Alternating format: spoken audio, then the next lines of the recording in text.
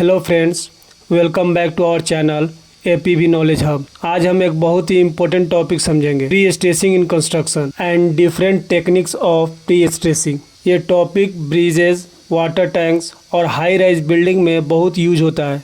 तो चलिए शुरू करते हैं सिंपल लैंग्वेज में। सबसे पहले समझते हैं प्री स्ट्रेसिंग होता क्या है। प्री स्ट्रेसिंग एक प्रोसेस है जिसमें हम कंक्रीट में पहले से ही कंप्रेसिव स्ट्रेस डाल देते हैं, यानी कंक्रीट को अंदर से प्रेस कर देते हैं उसके पास लोड आने से पहले ही। क्यों करते हैं ऐसा? बिकॉज कंक्रीट एक वीक टेंशन होता है, मतलब जब उसको खींचा जाता है तो वो क्रैक कर जाता है। तो प्री स्ट्रेसिंग का मेन पर्पज़ ये होता है कि कंक्रीट में पहले से ही कंप्रेशन ला दिया जाए ताकि जब एक्सटर्नल लोड आए तो वो बैलेंस हो जाए और concrete crack free, strong and durable बन जाए। यह technique mostly bridges, water tank, towers, nuclear structure और हाई राइज बिल्डिंग में यूज होती है जहाँ हैवी लोड्स और लार्ज स्पेन होते हैं। अब बात करते हैं प्री स्ट्रेसिंग प्लांट की। तो प्री स्ट्रेसिंग प्लांट बेसिकली एक सेटअप होता है जहाँ पे प्री स्ट्रेस कंक्रीट मेंबर बनाए जाते हैं, जैसे railway sleepers, poles, bridges, gutters, beam, slabs वगैरह एक्सेट्रा। इस प्लांट में होते हैं casting beds, anchorage system, tensioning equipment और curing facility. Pre stressing plant दो टाइप के होते हैं, फैक्ट्री बेस्ड, साइट बेस्ड। तो फैक्ट्री बेस्ड जिसमें हम प्री टेंशनिंग प्लांट कहते हैं, साइट बेस्ड जिसे हम पोस्ट टेंशनिंग प्लांट कहते हैं। फर्स्ट है प्री टेंशनिंग प्लांट, को फैक्ट्री प्लांट बोला जाता है।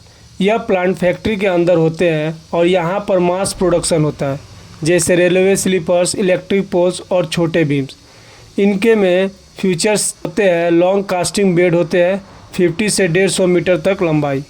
दोनों एंड्स पे स्ट्रॉन्ग एबॉटमेंट्स लगाए जाते हैं जहाँ टेंडन्स को एंकर किया जाता है। हाइड्रोलिक जैक का यूज करते हैं, टेंडन को स्ट्रेच किया जाता है। साइड में फॉर्मवर्क होती है जिसमें कंक्रीट डाला जाता है। स्टीम क्यूरिंग चैम्बर होते हैं जिसमें प्रोडक्शन फास्ट होती है। कंक्रीट सेट होने के बाद वायर्स कट कर दिए जाते हैं और स्ट्रेस कंक्रीट में ट्रांसफ़र हो जाता है। इस तरह रेडी हो जाता है प्री स्ट्रेस मेंबर। अब दूसरा टाइप है पोस्ट टेंशनिंग प्लांट, जिसे मोस्टली साइट पे ही सेटअप किया जाता है। यह बड़े स्ट्रक्चर्स के लिए यूज होता है, जैसे bridges, large beam, slabs, water tanks etcetera.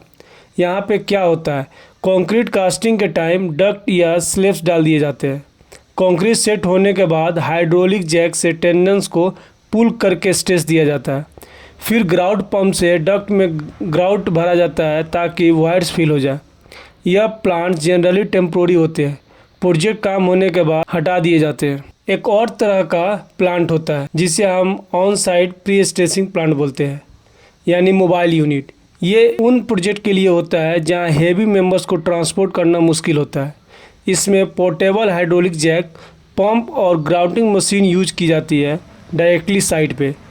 Example metro, वायाडक्ट्स, flyover और सेगमेंटल ब्रिजेज में यह मेथड कॉमन है। अब चलिए देखते हैं एक टिपिकल प्री स्ट्रेसिंग प्लांट का लेआउट। एक प्री स्ट्रेसिंग यार्ड में यह सब चीज़ें होती है।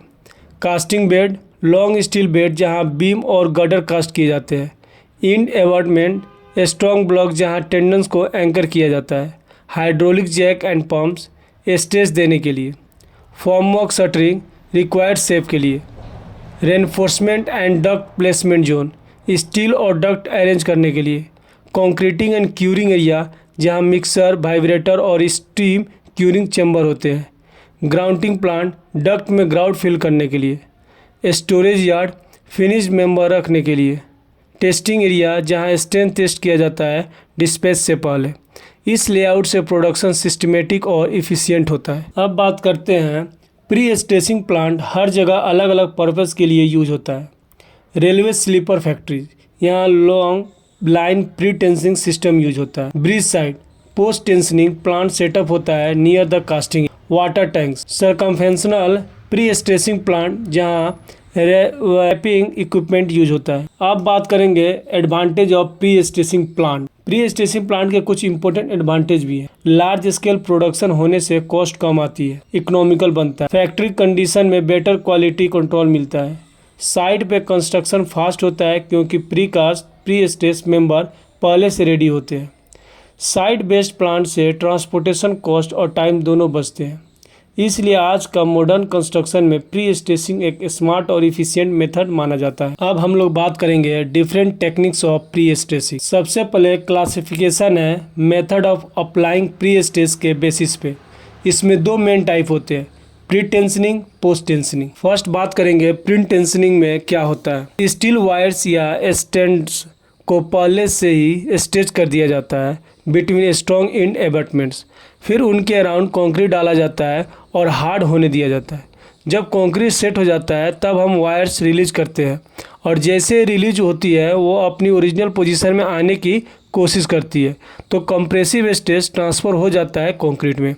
इस प्रोसेस का मेन यूज होता है railway sleeper, electric pole, slab और स्मॉल बीम्स में। इसका एडवांटेज है मास प्रोडक्शन इजीली पॉसिबल होती है, कंक्रीट और स्टील का बीच स्ट्रॉन्ग बॉन्ड होता है, फैक्ट्री कंडीशन होने की वजह से क्वालिटी कंट्रोल बेटर होता है। इसका लिमिटेशन यानी डिसएडवांटेज है, इसके लिए लॉन्ग कास्टिंग बेड्स चाहिए होते हैं और बड़े मेंबर्स को ट्रांसपोर्ट करना थोड़ा मुश्किल हो जाता है। अब बात करेंगे पोस्ट टेंशनिंग। यहाँ से डक्ट या स्टेट पहले से कंक्रीट के अंदर डाल दिए जाते हैं। जब कंक्रीट हार्ड हो जाता है तब स्टील टेंडन्स उन डक्ट के थ्रू इंसर्ट किए जाते हैं और हाइड्रोलिक जैक से स्ट्रेस अप्लाई किया जाता है।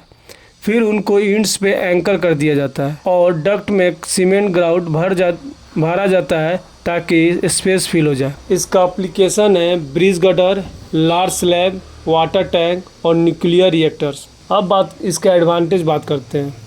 लार्ज स्पेन और हैवी लोड के लिए सूटेबल है। साइट पर डायरेक्टली काम कर सकते हैं, फ्लेक्सिबल होता है। इसका लिमिटेशन है स्किल लेबर और स्पेशल इक्विपमेंट की ज़रूरत होती है। अब बात करते हैं टाइप्स ऑफ प्री स्ट्रेसिंग के बेसिस पे। इसमें दो कैटेगरी होते हैं, इंटरनल और एक्सटर्नल प्री स्ट्रेसिंग। तो इंटरनल प्री स्ट्रेसिंग में टेंडन्स कंक्रीट के अंदर ही रखे जाते हैं, यानी पूरी तरह कंक्रीट सेक्शन के अंदर इम्बेड होते हैं।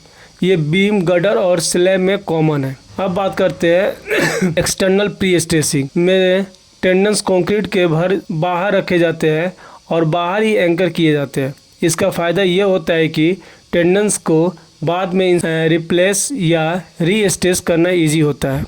इस मेथड का यूज मोस्टली ब्रिज और रिहेबिलिटेशन वर्क में किया जाता है। थर्ड है नेक्स्ट क्लासिफिकेशन है डायरेक्शन ऑफ प्री स्ट्रेसिंग। यहाँ दो टाइप्स होते हैं, लीनियर और सर्कुलर प्री स्ट्रेसिंग। तो लीनियर प्री स्ट्रेसिंग में टेंडन्स सीधे या थोड़े कर्व होते हैं और ये मेथड बीम्स और गडर में यूज होता है जहाँ स्ट्रेस एक डायरेक्शन में ही लगता है। सर्कुलर या हुप प्री स्ट्रेसिंग में टेंडन्स को पूरी स्ट्रक्चर के अराउंड सर्कमफेरेंटली विंड किया जाता है, जैसे एक बेल्ट के जैसे स्ट्रक्चर को टाइट कर दिया जाता है। यह टेक्निक यूज होती है वाटर टैंक्स, सिलोज, चिमनी और प्रेशर वेसल में जहाँ सर्कुलर प्रेशर होता है। अब बात करते हैं इक्विपमेंट और स्पेशल टेक्निक के बेसिस पर। यहाँ चार मेन टाइप्स होते हैं, mechanical pre stressing, hydraulic pre stressing, electro thermal pre stressing और लास्ट है केमिकल प्री स्ट्रेसिंग। तो फर्स्ट है मैकेनिकल प्री स्ट्रेसिंग। यह एक पुराना मेथड है जिसमें स्टील को टर्न ब्लॉक्स, स्क्रू जैक्स या लेवर से स्ट्रेस दिया जाता है। आजकल यह मेथड यूज नहीं होता क्योंकि हाइड्रोलिक सिस्टम ने इसे रिप्लेस कर दिया है। सेकेंड है हाइड्रोलिक प्री स्ट्रेसिंग। यह सबसे कॉमन और मॉडर्न मेथड है। इसमें हाइड्रोलिक जैक का यूज करके हाई टेंशन अप्लाई की जाती है। ये फास्ट, एक्यूरेट और रिलेबल मेथड है। थर्ड है इलेक्ट्रिकल मेथड। इस मेथड में स्टील वायर्स को इलेक्ट्रिकली हीट किया जाता है। जब वो गर्म हो जाते हैं, वो एक्सपेंड करते हैं, उन्हें एंकर कर दिया जाता है और जब वो कूल डाउन होते हैं तो वो कंक्रीट करते हैं और कंक्रीट में कंप्रेशन इंड्यूस करते हैं। यह मेथड रेयर और एक्सपेरिमेंटल है, ज़्यादा प्रैक्टिकल यूज नहीं होता। फोर्थ है chemical pre stressing. Chemical pre stressing में स्पेशल एक्सपेंसिव सीमेंट यूज किया जाता है जो हाइड्रेशन के टाइम थोड़ा एक्सपेंड करता है। ये एक्सपेंशन रेनफोर्समेंट से कंट्रोल होता है और उससे कंक्रीट में कंप्रेसिव स्ट्रेस जनरेट होता है। इसका भी लिमिटेड प्रैक्टिकल यूज है। अब हम लोग बात करेंगे लास्ट क्लासिफिकेशन है स्टेज ऑफ एप्लीकेशन के बेसिस पे। इसमें दो टाइप होते हैं, फुल प्री स्ट्रेसिंग और partial pre stressing. Full pre stressing में कंक्रीट में कोई भी टेंसाइल स्ट्रेस अलाउ नहीं किया जाता, मतलब सर्विस लोड के टाइम कंक्रीट में टेंशन जीरो होता है। ये मेथड यूज होती है बहुत क्रिटिकल स्ट्रक्चर में, जैसे न्यूक्लियर रिएक्टर, प्रेशर वेसल्स या जहां लीकेज अलाउ नहीं होती। पार्शियल प्री स्ट्रेसिंग में थोड़ा बहुत टेंसाइल स्ट्रेस अलाउ किया जाता है, बट वह इतना कम होता है कि क्रैक हार्मफुल नहीं होते। इसका फ़ायदा यह है कि इकोनॉमिकल होती है और ब्रिजेज, बिल्डिंग और वाटर टैंक्स में कॉमनली यूज होती है। तो दोस्तों, ये था complete concept of pre stressing in construction and different techniques of pre stressing. हमने देखा इसका meaning, types of plant, layout, application और disadvantage, pretensioning, post tensioning, internal, external, linear circular और इक्विपमेंट बेस्ड टेक्निक के साथ full और partial prestressing. Prestressing का main goal होता है कंक्रीट को स्ट्रॉन्ग बनाना, क्रैक को अवॉइड करना और स्ट्रक्चर को लॉन्ग लास्टिंग बनाना। अगर वीडियो पसंद आई हो तो लाइक करें, कमेंट करके बताएं आप नेक्स्ट टॉपिक कौन सा चाहते हैं और चैनल को सब्सक्राइब जरूर करें। मैं मिलता हूँ नेक्स्ट वीडियो में। Thanks for watching.